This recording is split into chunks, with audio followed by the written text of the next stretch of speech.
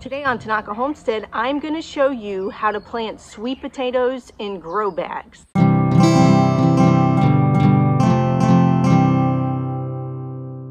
Here is the grow bag that I purchased off of Amazon. It was not too expensive, and I have to say, thus far, it's worked very well. Let's go ahead and make our soil mixture. So we do equal parts of a soil. I have here container soil or raised flower bed soil, peat moss, and compost. I'm using Black Cow, but of course use whatever compost you like. Same thing with the soil. I use Jungle Grow, that's my preference, but use whatever soil for the container or raised garden bed that you'd like. And then peat moss is peat moss, although some people like to use coconut coir instead. Completely up to you, but you just want to have nice loose soil for those sweet potatoes to grow.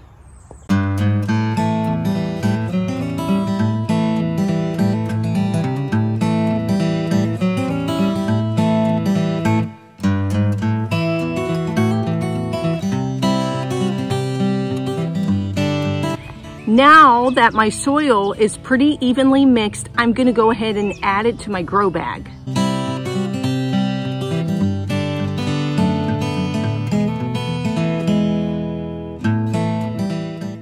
There she is, my 45-gallon grow bag. Equal parts, once again, of soil, compost, and peat moss mixed together.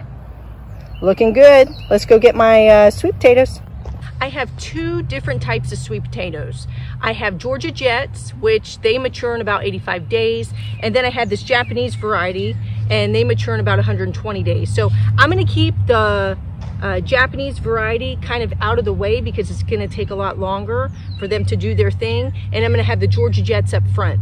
You wanna plant your sweet potatoes about 12 to 15 inches apart.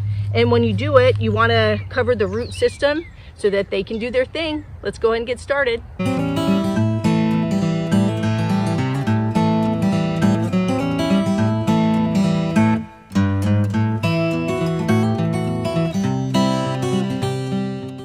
Here are my slits. I was able to fit 5 in here, plenty of room.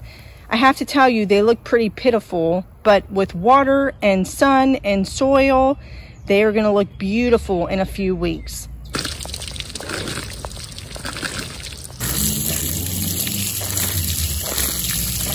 Here are my Georgia Jets. I'm actually going to repeat the same process. Now, I received these slips quite some time ago, and in order to preserve them, I went ahead and planted them pretty close in the pot.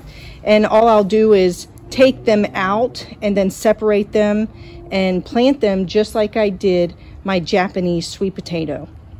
So that's about it. I have a whole lot more that I have to do. I have to get quite a few grow bags situated just like I did and get everything planted, and then it's just a waiting game. So I really quickly wanted to give you some pros of grow bags in the garden. First of all, they're easy to move. If you wanted to move them to a different part of your yard, you certainly could do that. Not saying that they're not heavy, but it's definitely easier to do than trying to move a raised garden bed. Number 2, good airflow. For any type of plant, this is very important, but especially in a grow bag, that airflow is going to promote healthy root systems. Number 3, easy to harvest from a grow bag compared to in-ground, which I can tell you, it is very cumbersome to uproot any type of sweet potato from the ground. It's a lot of hard work, very rewarding, but much easier to do from a grow bag or container. Number 4, hard to overwater, but giving that as a pro, the con of that is these grow bags can certainly dry out easier, so you have to be mindful of that.